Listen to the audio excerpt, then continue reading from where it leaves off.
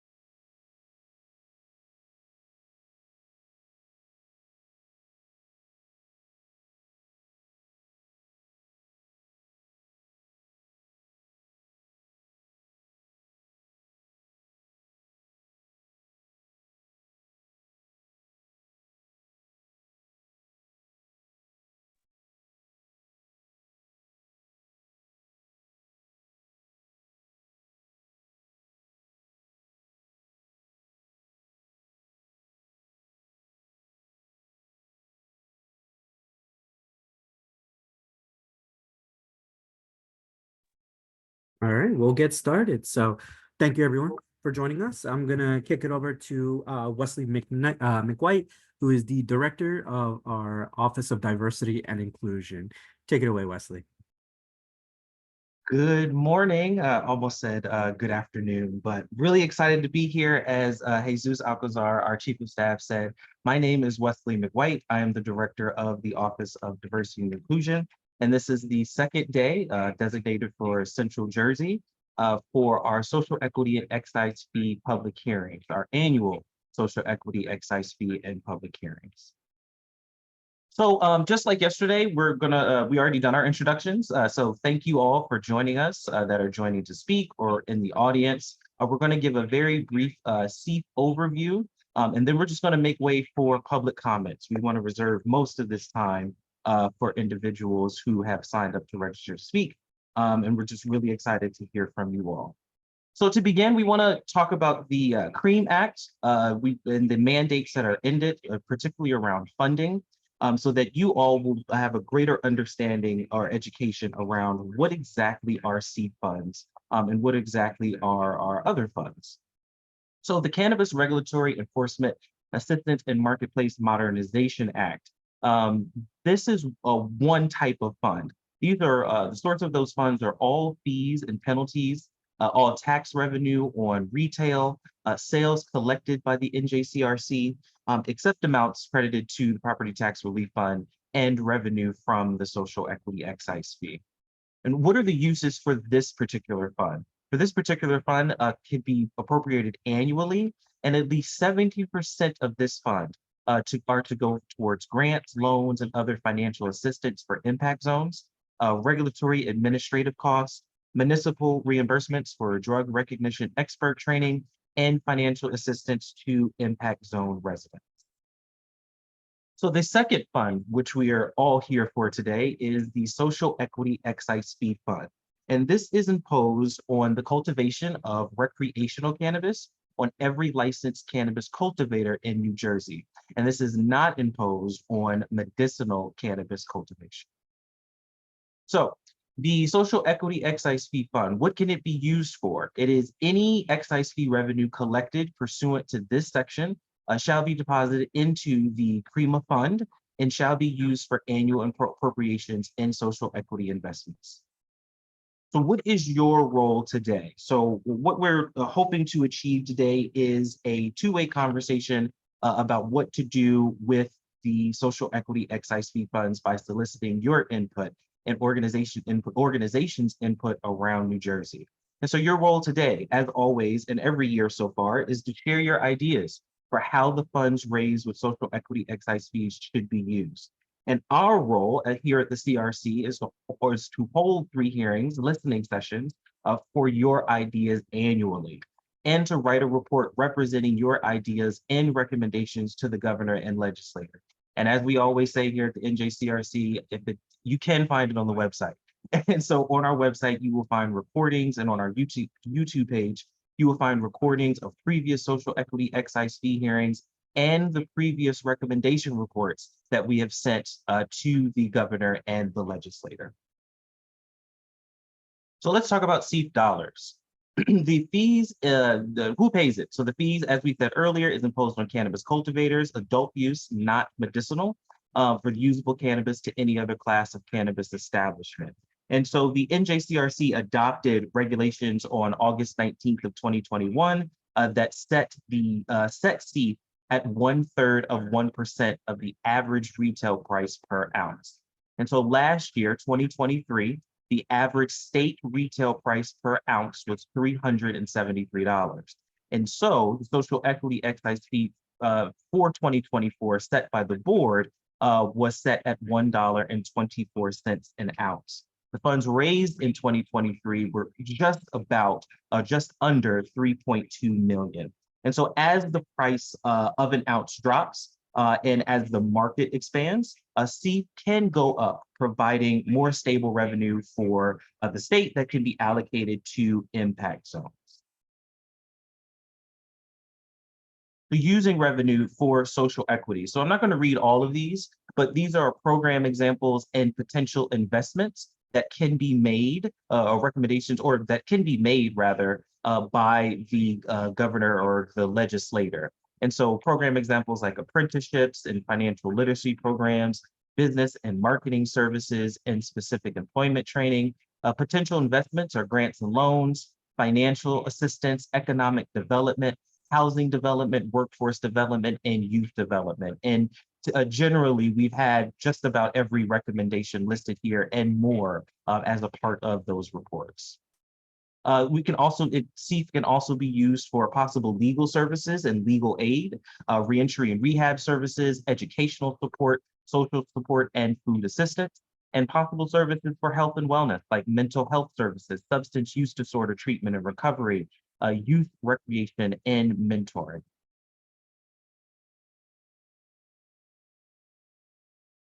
Yes, that is it for me. So thank you so much, really, for all of you that have registered so far, and all of you that we have talked to about registering to speak, and the dozens and dozens of you who are planning to submit written comments. You still have until Friday at 8 p.m., I believe, to submit written comments to us. And we also want to encourage those that have done their comments yesterday and those that will be doing their comments today to also submit those as written comments as well.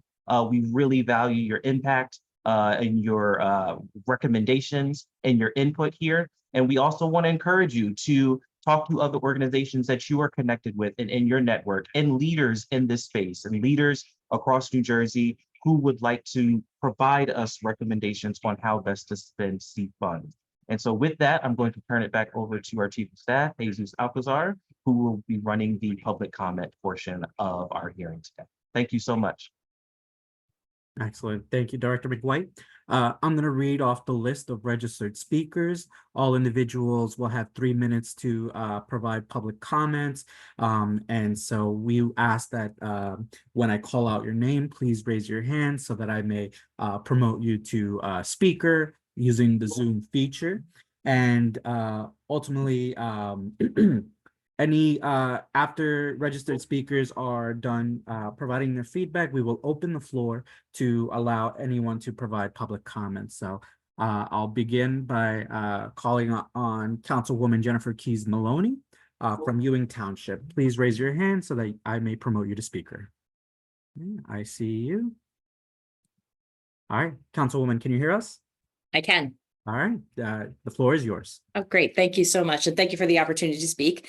My name is Jennifer Keys Maloney. I actually hail from New Ewing, New Jersey, and where I serve as a council person. I also have the pleasure of serving as Associate Vice President for Government and Community Relations at the College of New Jersey. So I'm speaking from both hats very quickly today. First, thank you for the opportunity to actually provide public input as it relates to this particular funding. I think it's incredible and important to hear from the community that is directly affected, whether you are serving on council or you're actually an attended business or you're a public institution inside the state of New Jersey. I was also very happy to see that in the past, the focus on grants and low interest loans for aspiring entrepreneurs was focused in the impact zones and economically disadvantaged areas was an area of focus that the CRC has taken in concert with EDA. Was very happy to see that as an opportunity for emerging businesses. Ensuring a broad swath of individuals are able to, across the socioeconomic spectrum, have a chance to be part of this market is critical. And we've seen that directly in Ewing in terms of who has actually sought either provisional license or license. Similarly, we think that investments in training from a business perspective or a cultivation perspective, as well as a manufacturing perspective, is where we hope that the CRC is able to move forward so that these emerging businesses also have that ongoing support to provide the things that they need to be able to do going forward.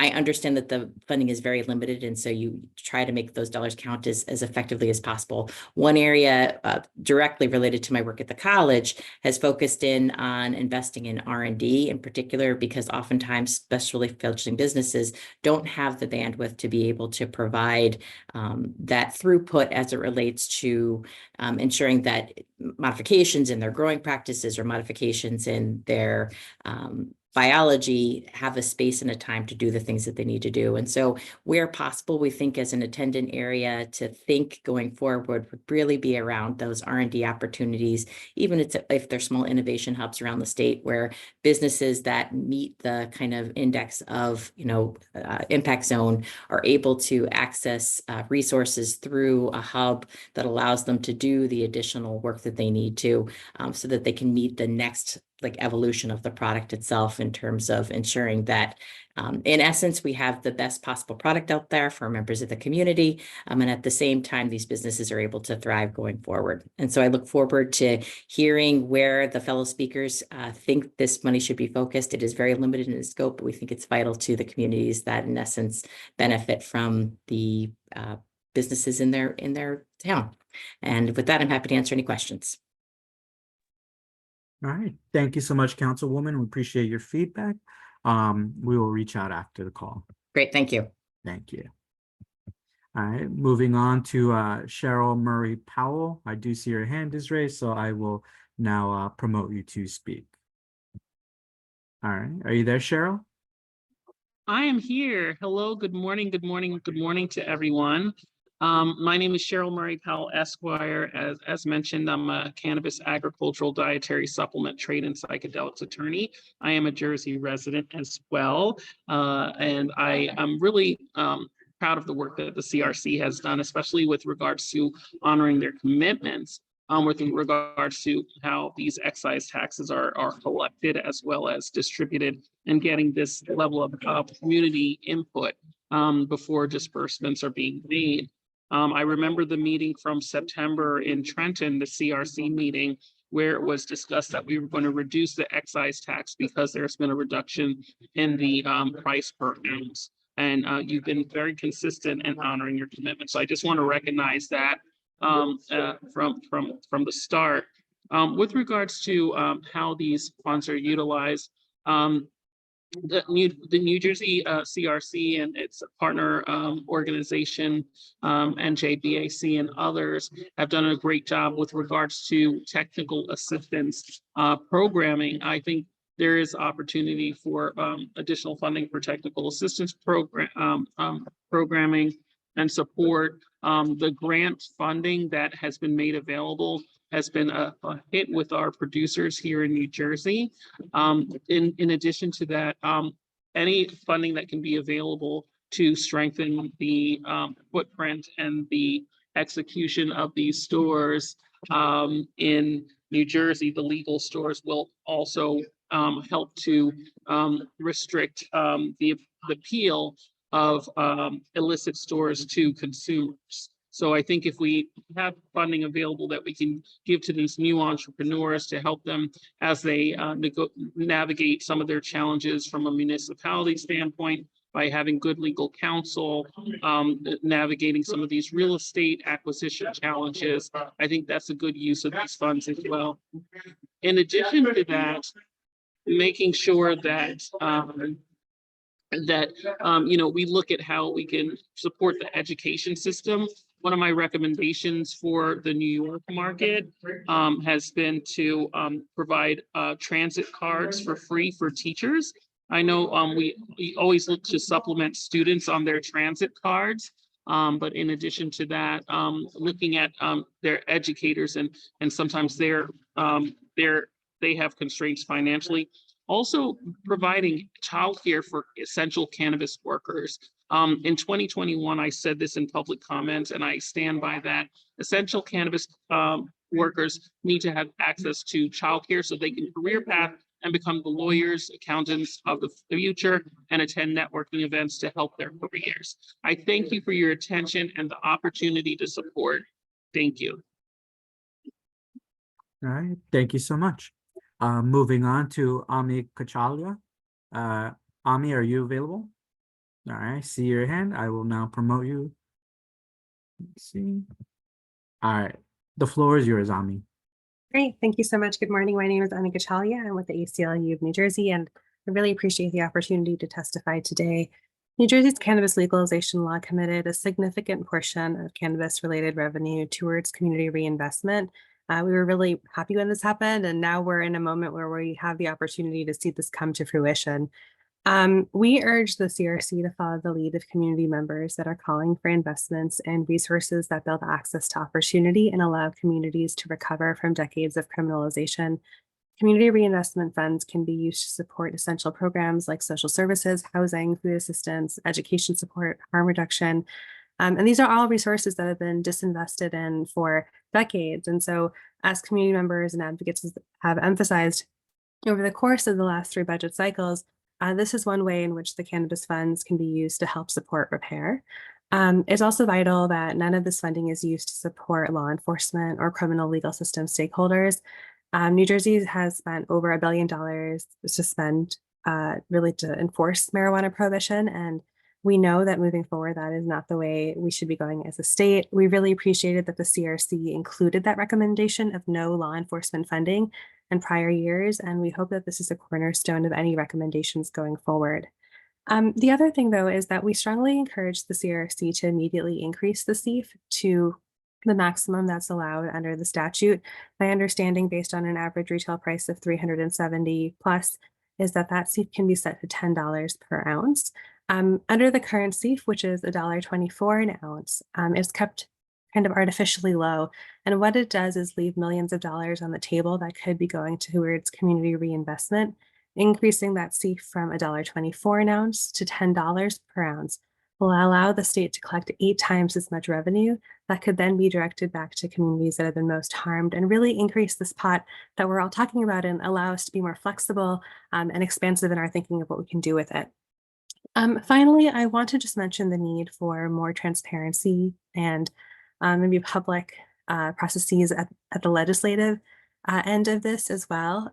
One thing that would be really important to see from the legislature and the governor's office is the creation of a public tool that tracks all of the funding that's been set aside for community reinvestment. That's not just CEIF money, but also the cannabis sales tax revenue and the youth deterrent fund. New Jersey took such an important step in setting this money aside, but unless members of the public can see how that money is being used in their community and track every single dollar, the promise really isn't fully there yet. And so we're calling for a public tracker to be created.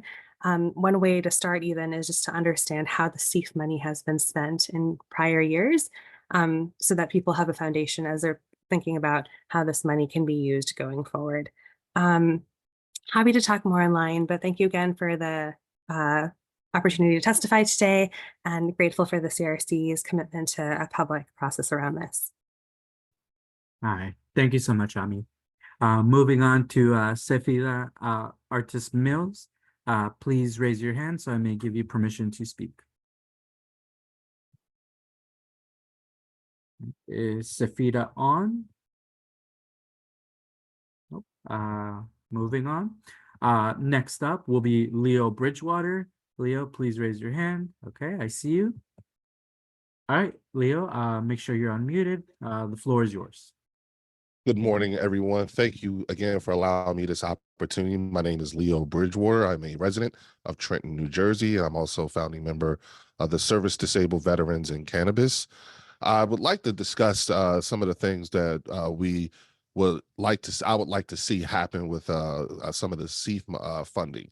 For instance, there needs to be, as I see it now with the way the industry is playing out here in New Jersey, a shoring up of the foundation of this industry by way of the CRC is something that I think is going to be paramount. So I'd like to see that some of this funding be reinvested back into the CRC to be able to get more staff hired, streamlining of the system in which allows for applicants to get an even quicker turnaround. At this point, we really need to see more investment in the actual system and streamlining it, considering when you look at what we're doing in terms of revenue with hitting just the 2 billion mark and doing 800 million in sales in just 1 year. And that's only with 70% of municipalities opting out and only 30% of municipalities opt in. So we're basically just going into second gear.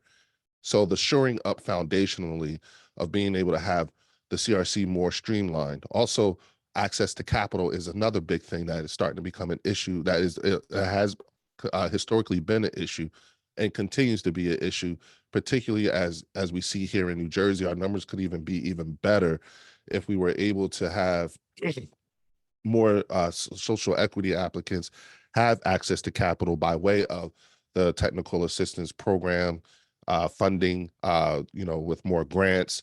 I would also even challenge the state to take a look at even empowering some of our state chartered banks or credit unions to be able to accept money and actually do more business by way of banking right here in the state of New Jersey for these businesses, having more, loan products, more banking products.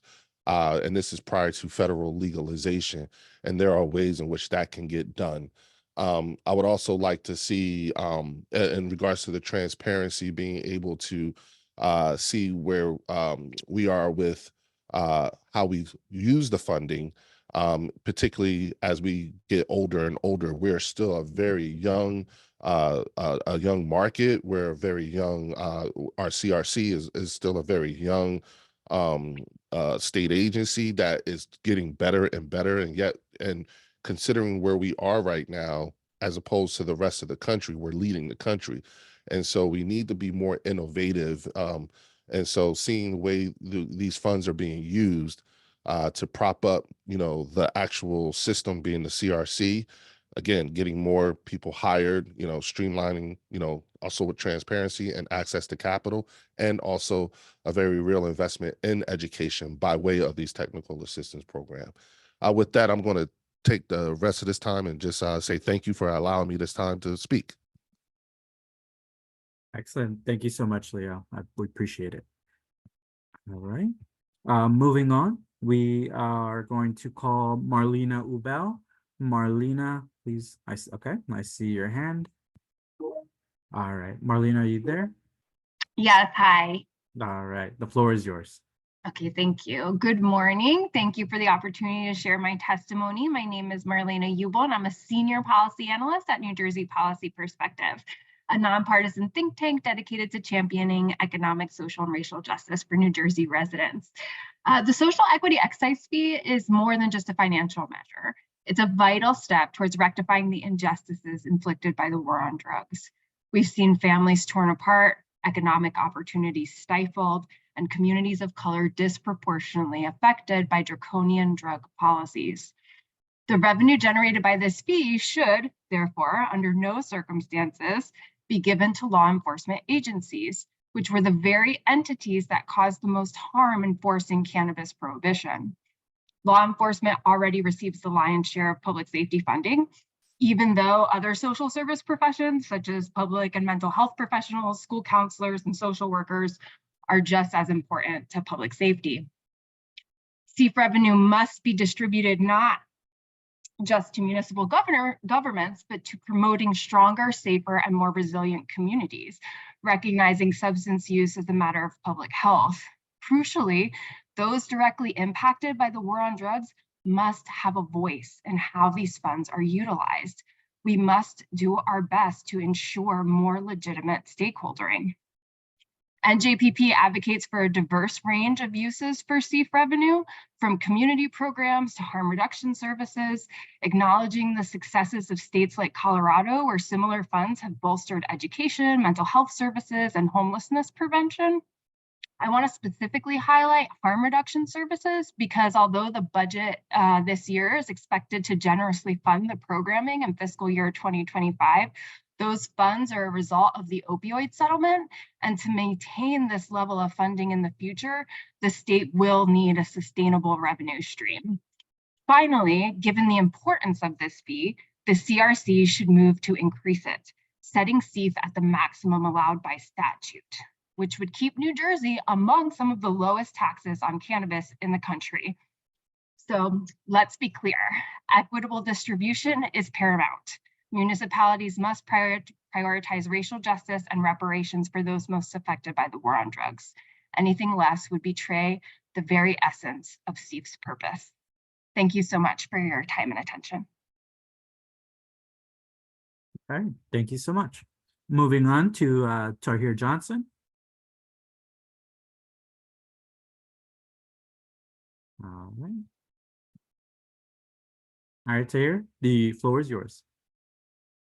Hello, everyone. My name is Tahir Johnson.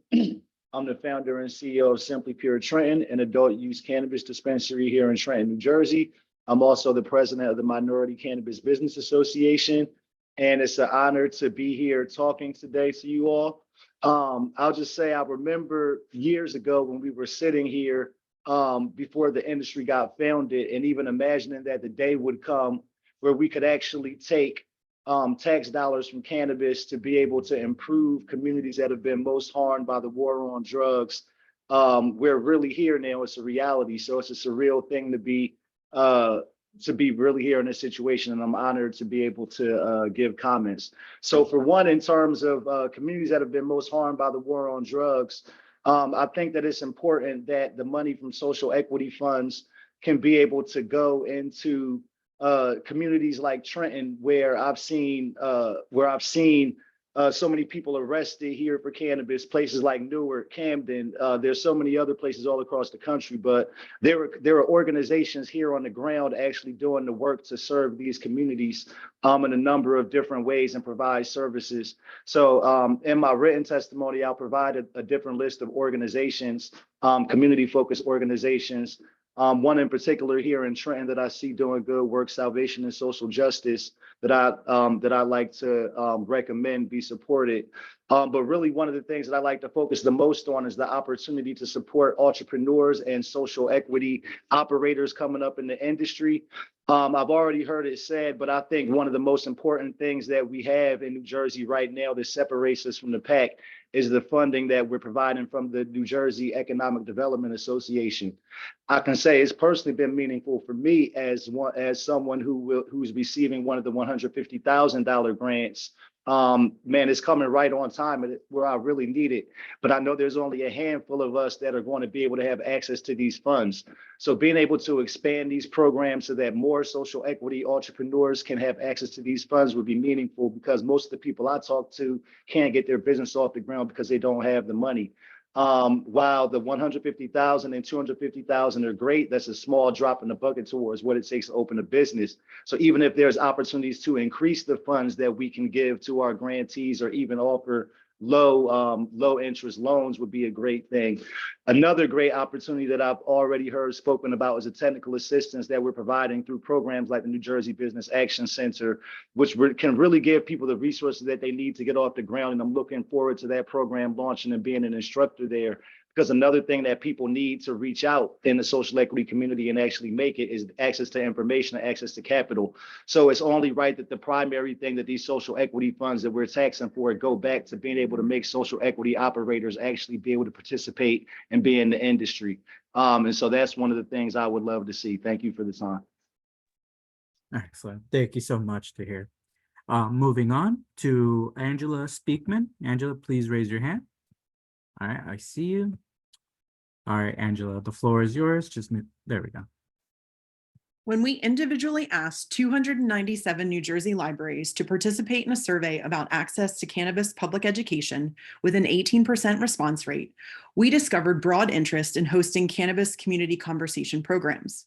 35% indicated positive interest, 54% uncertainty, and while only 12% indicated disinterest.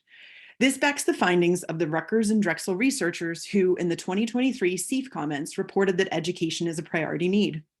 When asked about significant barriers, shedding light on these uncertain responses, the top two replies were interest, often citing administration, and budget, coming in at 41% and 33% respectively. The complete survey results, which we will submit, painted an interesting picture. From library personnel, a fascinating focus group, we heard loaded feedback like, quote, if it is in any way encouraging it, I would not be interested. And quote, we have many visitors who are addicts. We would not like to encourage further addictions. My name is Angela Speakman, and I'm the founder of Elucidation Strategies, an education agency that helps people make informed decisions when it comes to cannabis. As a public educator and faculty in Stockton's cannabis programs, I can prove that information exchange about cannabis is crucial to increasing comfortability and understanding of an ancient plant with a complicated past. The magic of our conversation program is encouraging participants to acknowledge those complications through practical, history-focused discussion. It's a process and requires investment, but this is where real change happens. Evidence supports that stigma and bias rooted in misinformation is at the heart of every cannabis issue. To reinforce my recent statement to the CRC, we owe it to ourselves to invest in exploring unknown truths. Truths about Dr. Denise Candle's gateway drug study, conclusions from the Schaefer, Prettyman, Wooten, Ledane, and LaGuardia reports, and the endocannabinoid system, while simultaneously prompting reflection about the influence of lifelong direct and indirect cannabis messaging. At our 2023 events, 100% of participants reported a wider understanding of cannabis. I ask you to imagine what happens when dozens of participants turn into hundreds, turn into thousands. It's been a century of false narratives regarding cannabis, so it's no surprise that it will take time and a nuanced approach to undo the past. Those faced with decisions, the municipal official unsure about licensed operation, the employee examining a new industry, the senior considering pain management options, they need help.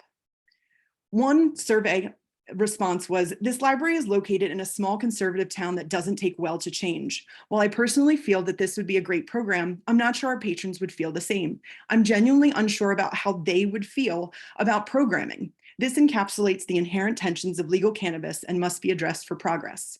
To conclude, we would like to request that our cannabis community conversation model, initially focusing on impact zones, be used to implement a comprehensive public education initiative.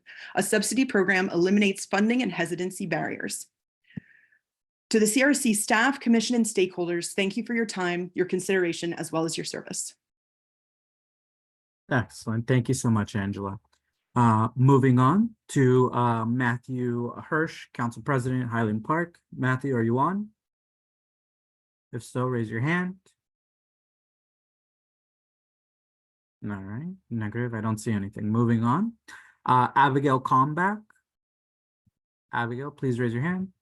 There you are. All right, Abigail, the floor is yours. Hi, good morning. My name is Abigail Kalmbach. I'm honored to speak here today. In full transparency, I'll be submitting a written comment because I did not prepare the full comment, and after coming up after so many wonderful speakers who are really talking about where these excise taxes could be reinvested in the community. Please, sorry, it's spring break here, child here. Yes, do whatever you want. I was a neuroscientist at Columbia University studying how cannabis could be used as an early life to treat early life stress in a preclinical trial of for looking at early life stress in mice. During the pandemic, we came down to New Jersey because it was a little bit easier than living in New York. And I left academia to because New Jersey legalized cannabis in 2020. And I thought working with humans and working with people to try to get the best access to cannabis would be most influential for my passion and what I want to do. I was really pleased to hear that New Jersey was not only pushing forward with the reinvest or to put social equity applicants and people who have been most harmed by the war on drug first in line to get funding or to get the licenses, and now that there's a fund program. I hope the CRC continues with the commitment to invest money directly into the programs that are helping people most harmed by the war on drug, keeping it out of the social criminal justice system by not funding any police officers, continuing to shore up the CRC and reinvest some of that money back into strengthening the ways that the CRC could provide scientific knowledge and information about the plant and how it's being used in our state, both for beneficial and for in ways that it's been harmful. So I look forward to what the CRC decides to do with this funding coming forward, and hope that we continue to focus on social equity, the communities that have been harmed, and also education. Because as Angela Speakman just said, our communities aren't being educated on this plant. Without the proper education, we can't make proper informed decisions. Thank you very much for your time today. Excellent. Thank you so much, Abigail. Moving on to Ebony Grace. Ebony, if you're on, please raise your hand.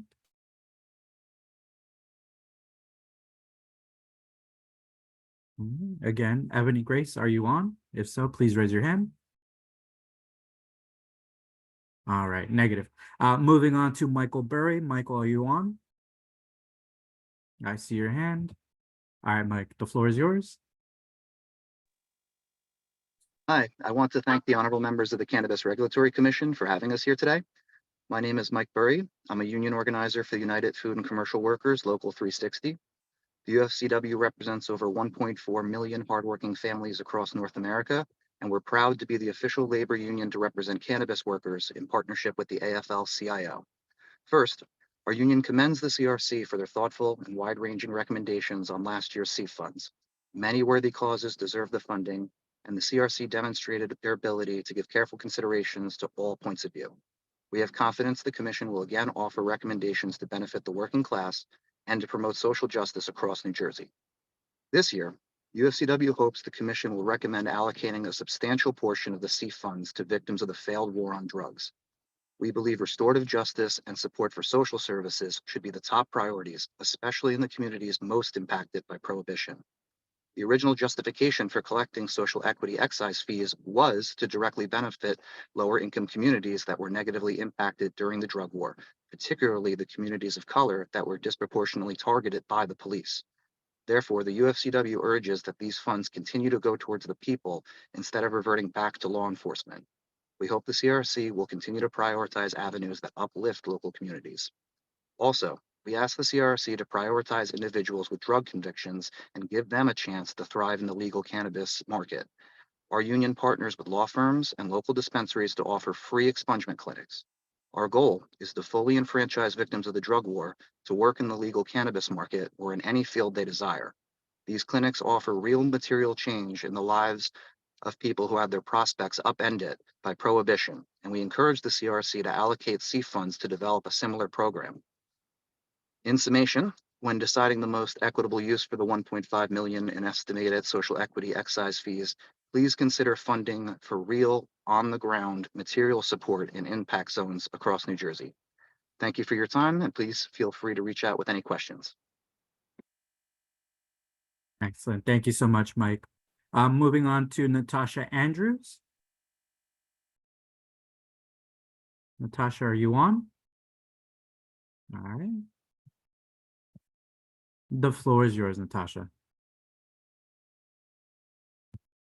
We don't hear you yet. Make sure you are unmuted.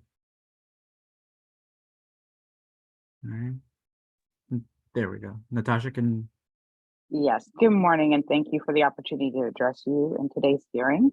My name is Natasha Andrews. I am the CEO of Evergreen Solutions Group, an instructor at Rutgers Law School's Cannabis Law and Business program, and the founder and executive director of the National Association of Black Cannabis Lawyers, an organization of advocates seeking an equitable, inclusive, and reparative industry. We recognize the commitment of the CRC with regards to ensuring that communities within impact zones have an opportunity to give vital input as to how the excise tax revenue should be used, and it is our honor to be here today. We envision the CEIF's revenue could best be used in the following ways. One, to expand the scope of the grant programs created by the New Jersey Economic Development Authority, i.e. the Social Equity Seed Grant money and Joint Equity Grant programs, grants and financial assistance to help mitigate against the costs associated with the pursuit of cannabis licenses in New Jersey. Additional access to additional sources of funding is also critical for issues of social equity applicants, given the limited resources to capital as well as predatory nature of certain investors. We also see a need for funding in support of law school clinics, assisting with legal services, as well as programs bridging job training, educational efforts, and efforts geared towards those being reintegrated into society following cannabis-related incarceration. In addition, we also would like to see support for the immediate families of those deported as a result of nonviolent cannabis-related charges.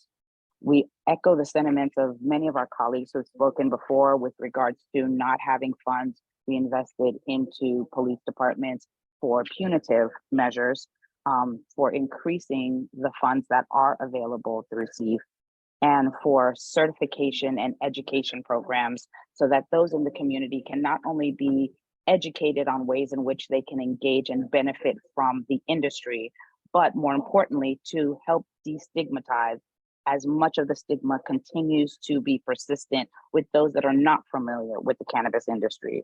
We will also be submitting these in writing to make sure that we have fully discussed each point as we've already recorded them today. Thank you very much for your time, and I'll give back the rest of the time to you now. Excellent. Thank you so much, Natasha.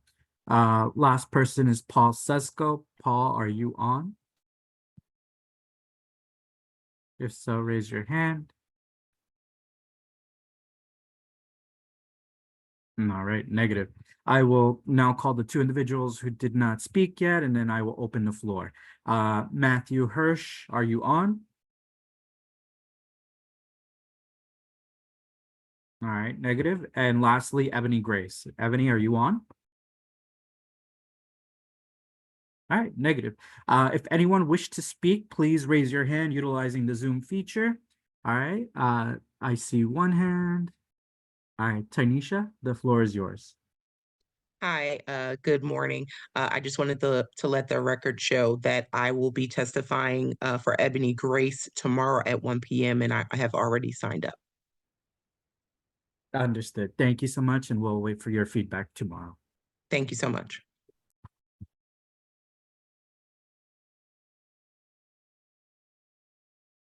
Okay, Safida, are you there? Yes, I'm here. Can you hear me? Yep, the floor is yours. Thank you, Wesley. Good morning, everyone. I'm Safida Artis Mills from the United Empowerment Party, president and co-founder, and have had the pleasure of working directly with Wesley and several others, such as Leo Bridgewater, and others that were able to come together about the technical assistance program, specifically addressing legacy to legal and creating programming for legacy operators to enter the legal space. Today, I just wanted to really touch on the community engagement factor with getting more people involved and even identifying those who are in the legacy market that would like to come into the legal space and providing the tools and resources. I appreciate the way that the New Jersey CRC has been very intentional about making sure that there is space for these individuals and providing the tools and resources for them to succeed. I think this level of programming is something that absolutely needs to be duplicated in other states, but to have New Jersey at center stage for this kind of program, I think is amazing. And I think there are so many people that stand to benefit from this kind of program. When we speak of equity empowerment, I think that as we continue this journey in developing it together and figuring out exactly what is needed, I think that we should all be able to assess what exactly legacy operators are going to need, and to also see how we can bring them into the space to where they can also be a part of that equity conversation, and how we can expand what equity looks like and exactly what we will need to be able to implement this level of programming. I do feel that there should be even more resources placed into how we even address that, with including the municipalities. I know there are challenges there when it comes to that conversation and exactly how we're going to bring those things full circle. But I think that we're definitely on the right track, and that we, as we collaborate and collectively build this out, that there is so much that we'll be able to offer in creating a workable model that could then be showcased to other states. All right. Thank you so much, Sophia, and feel free to submit those comments as well in writing. Again, we are allowing anyone to speak at this time, so please raise your hand if you wish to provide public feedback.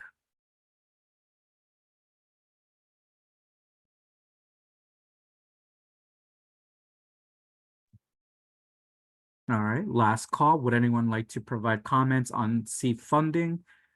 This is your last chance for today.